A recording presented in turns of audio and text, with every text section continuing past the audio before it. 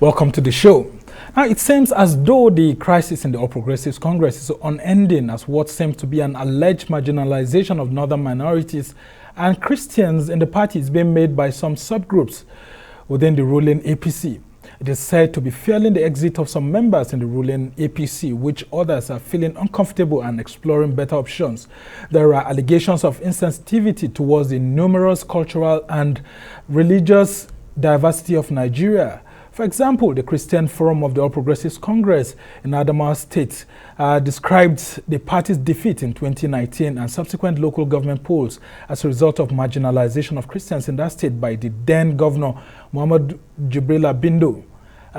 The current zoning of party positions in the APC has led to the raising of more alarm by members that the party may lose votes if it does not handle issues of religion and minorities carefully across Nigeria. Well, for more on this, I'm now being joined by former Secretary to the Government of the Federation and also a member of the All Progressives Congress, Babachir David Lawal.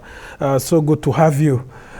Let's talk about this boiling issue. I mean, we've seen the APC zoning formula for party offices, but some subgroups within APC, including yours, are beginning to say that this may affect how APC will look like in the eyes of Nigerians. You have the APC national chairmanship position being zoned to the North Central. What are the concerns that you are raising? I mean, you are from the Northeast, and there are a lot of minorities in that part of the country alongside the North Central. What are your fears within the APC? Thank you for having me here. Well, to get a proper perspective of this issue, we need to go back to the formation of the APC as a political party. At the end of the merger process, when APC was registered, there was an interim management committee chaired by Chief Bise Akande. I was in that committee as an ex-official member from the Northeast. Now, what had happened was that after the merger, there was the need to form an interim management committee, and the posts were zoned to the legacy parties. If I remember very well, CPC had, I think, 9 or 7 positions. ACN had the same, ABGA had some 5, and AMPP had equal number as ACN, and other parties, DPM also had 2 or 3. Now, what did happen was that the CPC, when they went to share their own positions, the best we could have as Christians was ex-official CPC, which went to Adamawa State.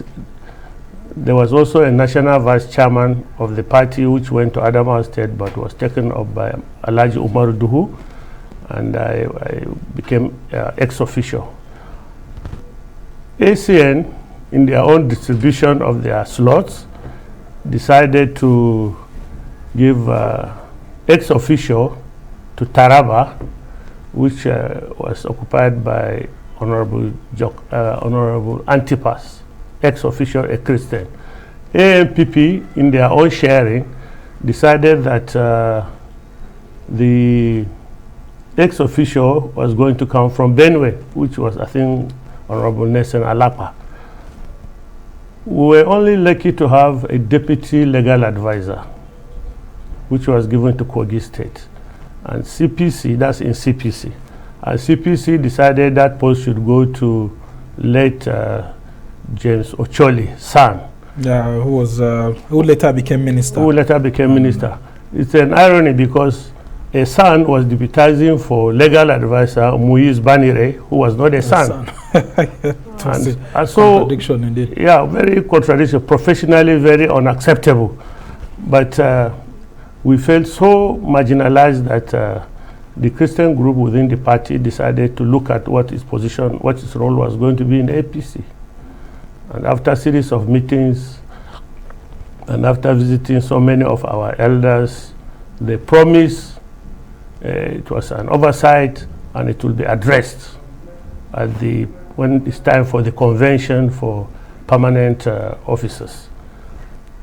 At the convention, I think it became worse. it turned out that after the zoning and the micro zoning, no Christian was going to be in the National Working Committee from the North. And I had to fight my way in my own state to be included on the ballot, because also the then National Vice Chairman position was zoned to Adamawa State, and I insisted I would like to contest for the positions. All efforts was made by my own state to make sure I was not allowed to even contest. But we put excessive pressure to the effect that the convention was going to be in jeopardy if I was not allowed on the ballot. And we had an election, and we won. I won that election and became the only Christian from the North in the National Working Committee. And indeed, the only major Buhari supporters in the National Working Committee. Now, this had a lot of other consequences. Yeah, and has that trend continued within the party? Is that what you're trying to say? Yeah, because APC ended up with they started calling us Janjaweed Party, a Muslim Brotherhood of Nigeria Party. Yeah, I mean, the opposition people's, the then ruling party, that's the People's Democratic Party, started that. And of course, I mean, I remember Olisa Metu was always sitting. And I can tell you, it was one of the underlying factors that brought up the cry against a Muslim ticket. When it was clear that Senator Ahmed Bola Tinubu was interested in being the vice president to Buhari, that was one of the major genesis of the crisis of that time. Now, it seems to have gotten worse. Eventually, I became secretary to the government, and the position I occupied in the NWC became vacant. And eventually, a lot of pressure was brought to bear, and Alhaji Comrade Salihu Mustafa, a Muslim from Adamawa, took over that position. So going on until Adams Oshimole left, there was no Christian in the National Working Committee from the North of the APC. We got to this election like this, and it became a very Herculean task for our members. Yeah, but what of the caretaker committee that's been chaired by my Malabuni now? Haven't you been accommodated there before as we head towards this convention now that's coming up? There's absolutely no Christian from the North in the caretaker committee. Now, a lot of people will accuse you of playing the religious card, maybe because you're falling out with the government or you have lost space. What would you say to such an accusation? Okay. It's okay. I have no apology to do it. First of all, I'm a Christian, and I have a Christian worldview of politics. I know how politics ought to be played, and Christianity teaches equity, fairness, and justice, and all inclusiveness. That's what Christianity preaches. So if I am able to, it's only fair that this view of equity, justice, and fair play should be relayed in my politics. Now, it's trying to be clever by half. If somebody else decides he can play religious politics and fill the National Working Committee with his own religion, he ought not to deny other religions the right to also aspire to that position. So you can't play religious politics and deny me the opportunity to play it if that is the way it's going to be played. Yeah, but some people will tell you that Nigerians have moved beyond religious politics and all of that.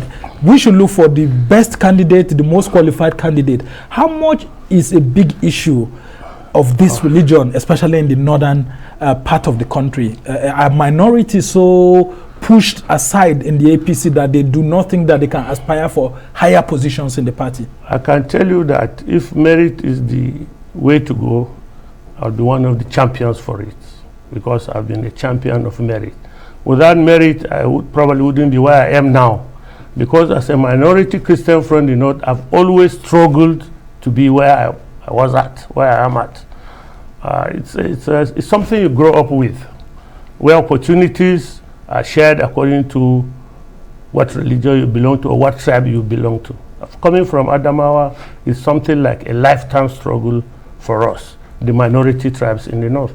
So we have no apologies to anyone if we say we want our religion to be taken into consideration in an equitable sharing of positions or offices in the Federation. Since Nigeria decided that religion is part of the considerations of politics. Christians didn't start this, Christians didn't initiate it, and we are always on the defensive for it. Now, the issue is this, much more than religion. I tell you, in Adamawa in 2018, when we had crisis of inclusiveness in our state in APC, I went to church the next Sunday, and the sermon, after the call to prayer, the sermon was, how many of you have registered as PVC? Pastors, we are being marginalized in our state. The governor just made 54 appointments and only 2 are Christians. The governor decided to appoint 5. That was the then governor, the then governor, who was coincidentally in your party. In my party. Now, the reason why he was not there when this was being said, he doesn't follow me into the Christian circles when we are socializing. So we know what the Christians think, just like they know what the Muslims think. I would therefore know that if we want to win the election, it is important we address these issues, because I am privy to what the people feel about it, and they ignored it. And the consequence was that the Christians, the APC-led government then was swept away, lost woefully. Even the 6 members of the House of Assembly representative we lost. Okay, I'll just ask you to hold on there because we have to go on a short break. And when we come back, we'll continue the conversation. You're still watching the Arise interview. When we return, the conversation continues with Babachir Lawal, who's the former Secretary to the Government of the Federation. Stay with us.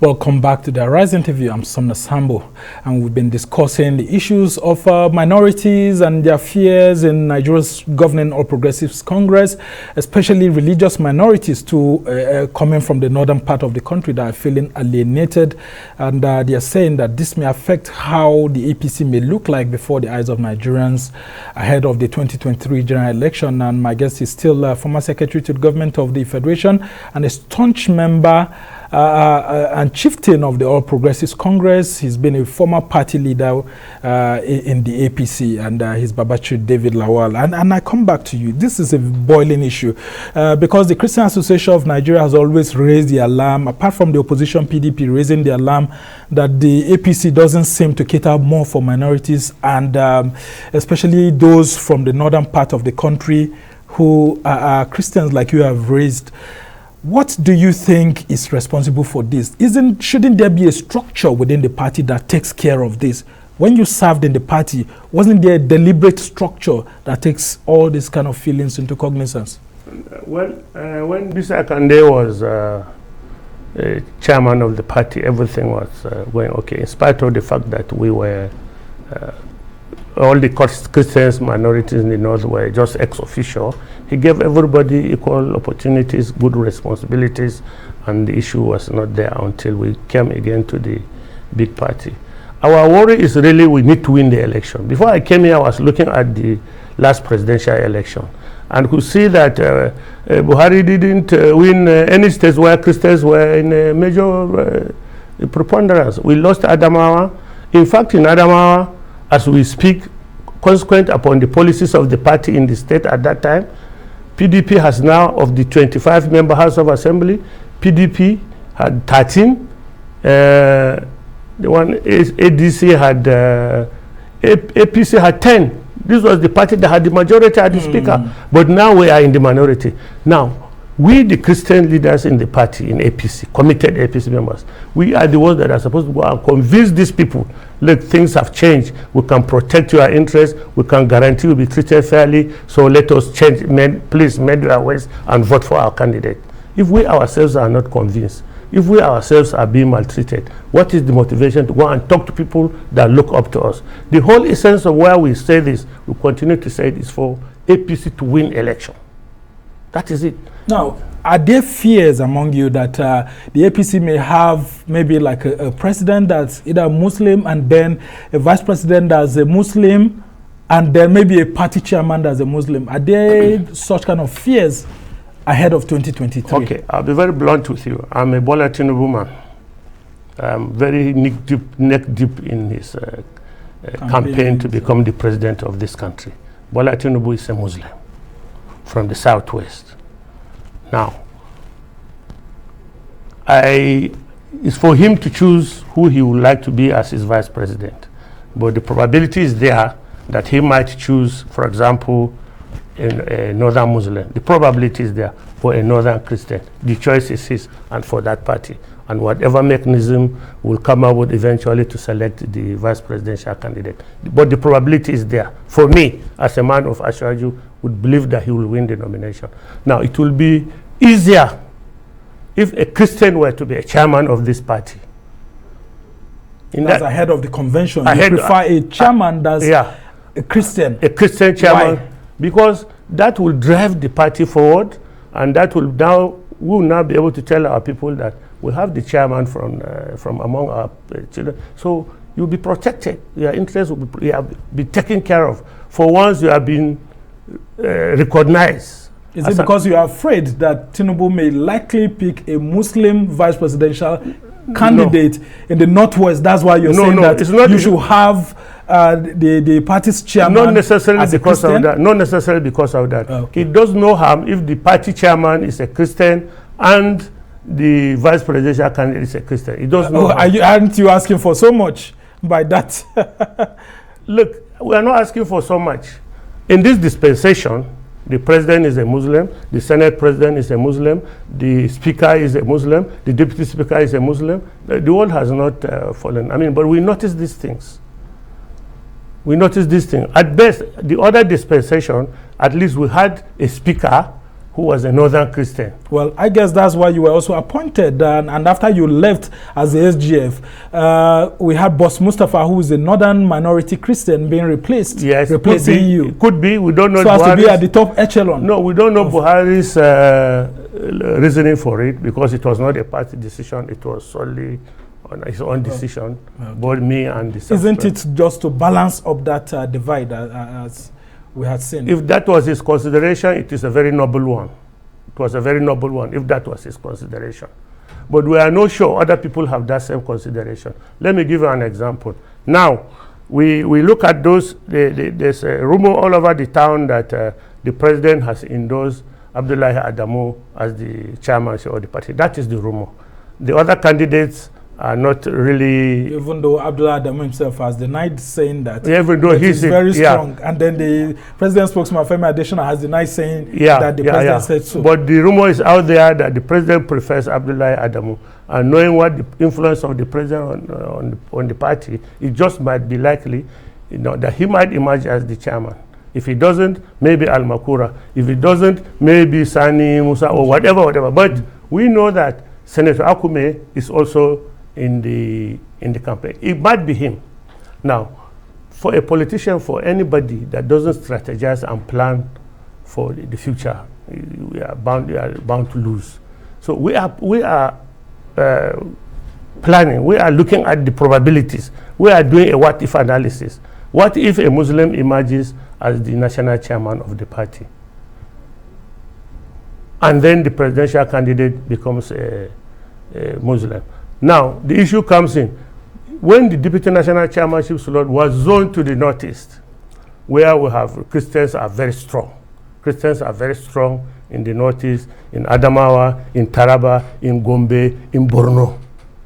In fact, even in Yobe and Bauchi, we have sizable number of Christians there. Senior politicians who are Christians.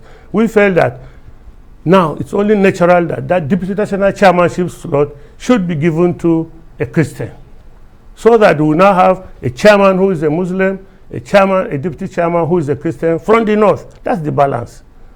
Then you can now move to election campaigns with a team that is equitable.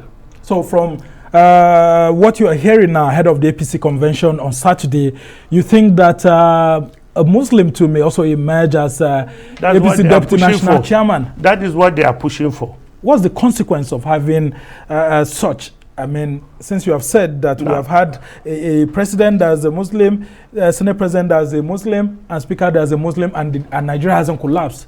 If that happens in the party, would the APC collapse? APC might not collapse, but APC might not win that. The chances are more than 50% that APC will not win the election.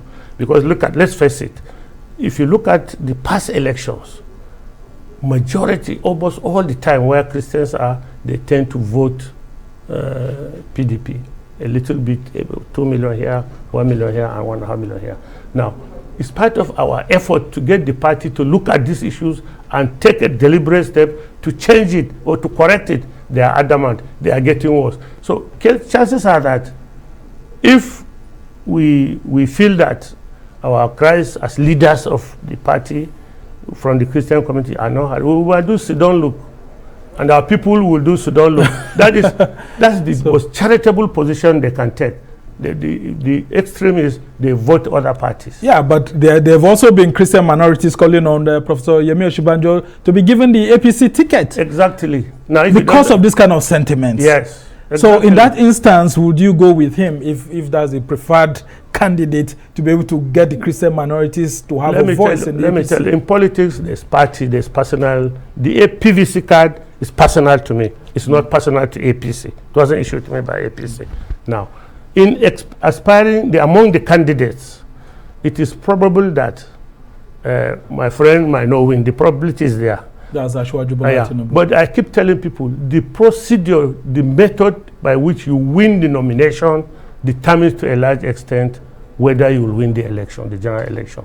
If you win the nomination of the party through cavalier means, oppressing others, on ethical means, the chances are that people will not vote for you. They will protest because of the manner in which you emerge. Yeah. But ordinarily, if you emerge, whoever emerges from the APC as a candidate, and we are duty bound, if he emerges in a fair and free election and transparent process, we are duty bound to tell our people, vote for him because he won the primaries in a free and fair contest. Okay, interesting. Now, this scenario is also being painted ahead of Saturday because we are hearing that today is the screening of all the chairmanship aspirants, and we are hearing that there's this connivance by some party officials to ensure that since others don't want to step down for the president's preferred candidate, that they will screen them out. If such a process or scenario emerges and only one person is screened and the others are screened out, what do you think? What sort of bitterness do you think will be in the APC? I can tell you from my experience in the politics that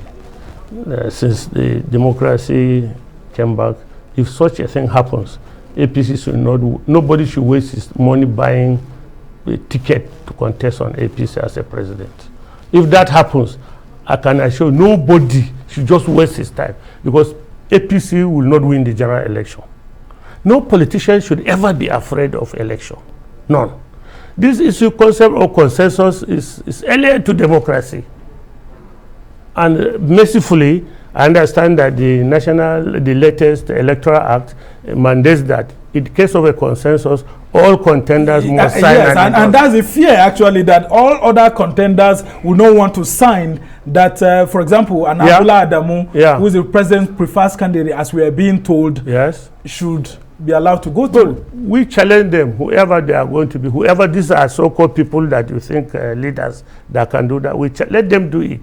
They will be in the opposition in 2023. Are you threatening the APC? I am not threatening, I'm telling you a statement of facts. Now, how much injustice has the APC done to northern minorities, which you're voicing out here? Do you think that ahead of this convention and after the convention, that there will be some sort of respite for these northern minority groups? My friend, let me tell you bluntly what the scenario is as a northern minority. If in a just and fair society, for example, nothing stops a Christian from being a governor in Sokoto State. We know there are indigenous Christians in Sokoto State. There's no state in the north where there are no indigenous Christians. There are none. We remember there was a time in Niger State where Christians were the deputy governors. Now they no longer can be deputy governors. Just like Kaduna State. Just like Kaduna State, they no longer can be deputy governors. Well, just like in Borno State, voted for also. Just like in Borno State, they can no longer be deputy governors. Is it a matter of no longer be, or their parties are not being voted for? The system is they are all APC. They have won election. The system is gradually, subtly, deliberately being manipulated to exclude minority groups from governance. And what's the consequence for such? Well, the consequences for all of us Nigerians, if we are not careful, our cohesion, our unity is at stake. You cannot oppress a group permanently. causes of friction in the society is occasioned by that. And any small group that is oppressed, the whole system feels the pain. The Bible says if your ear, left ear is sick, does that mean the hand cannot disown it? It's part of the body. If your nose is sick, the leg cannot say I'm not part of this body. It's still part of the body. Any pain in any part of your body is felt by the whole body. So the system, let me give an example. In the Southeast now, in the Southeast that started like a joke, nobody goes to the Southeast for occasions again. There's a wedding, my best friend's son is getting married. I'm afraid of how do I get to the Southeast. My friend's father-in-law died. We were planning to go and bury. We were advised, stay back. All right, I'm being told we have to go on a short break, and when we come back, we'll continue the conversation. You're still watching the Arise interview. Stay with us. We're still taking a look at the APC National Convention that's coming up on Saturday, and I've got an APC chieftain here discussing these issues with me. Stay with us.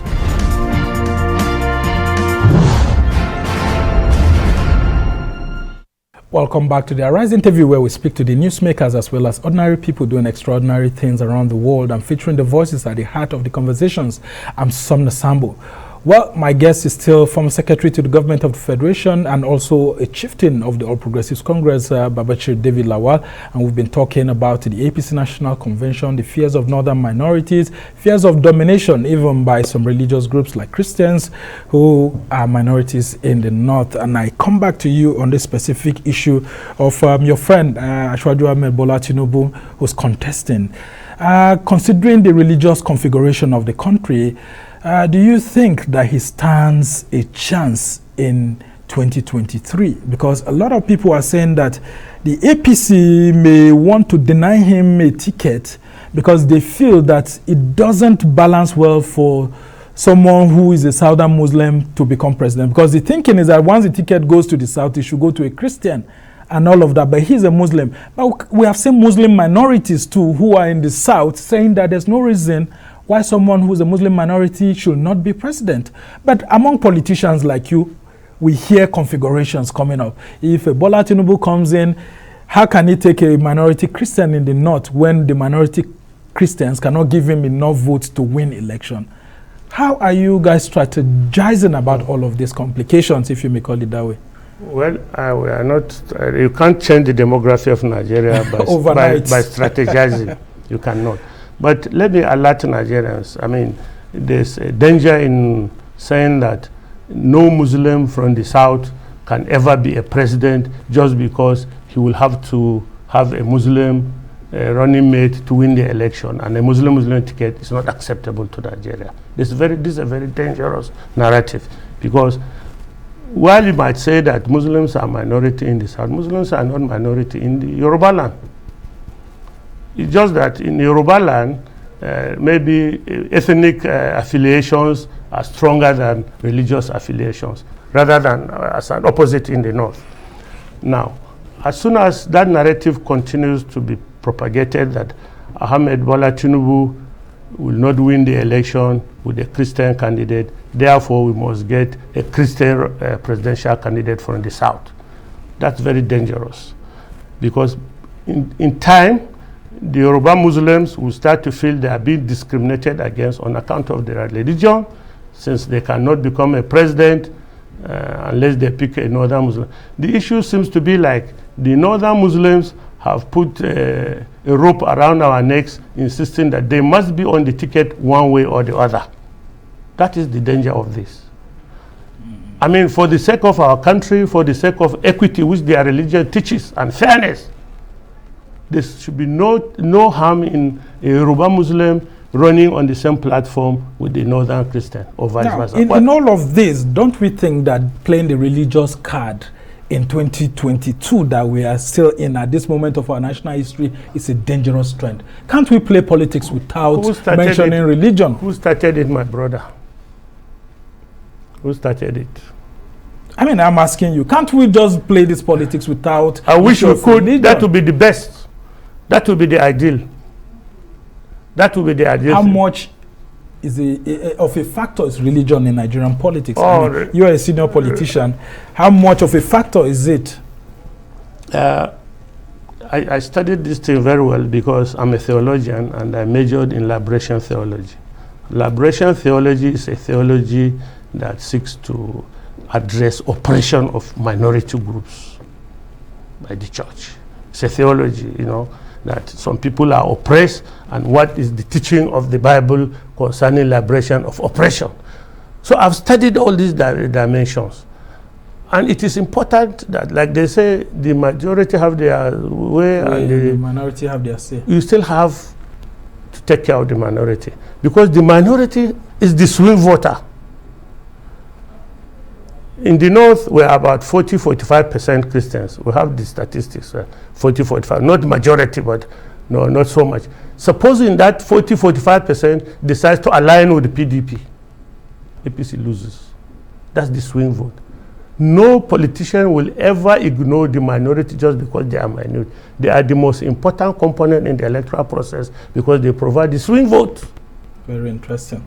Well, I'm being told that we do not have enough time left, but I won't allow you to go without asking you who your preferred APC national chairman is and whether he will emerge on Saturday. I have none. Interested. Having served in the APC National Working Committee. No, really, all of them are my friends, and I know their capabilities, all of them. I know their capabilities. So what sort of... On that day, I will vote, but I will not tell you now who I'm going to vote for. What sort of APC National Working Committee should we be looking forward to? And do you think it will be a strong one that can defeat the PDP in 2023? We want a National Working Committee that is led by a chairman that can lead the party into election victory. Strong, fair, just in his doing, and equitable in his dealings with people. And that's the only thing Nigerians will accept. And the person who will lead that fight is not known to you right now. I don't want to disclose it. I have my preferences, but it's not for the... I'm not his campaign director, so I'm very not, interesting indeed. Yes. We can only wish you well, and we hope that the APC National Working Committee that will emerge will actually listen to minorities, whether in the north or in the southern part of the country. Babachir David Lawal is a former secretary to the government of the Federation. We must thank you for coming on the show. He's been a chieftain of the APC, served in the National Working Committee of the APC after its merger and all of that, and he's still there guiding lots of people. We can only wish you well.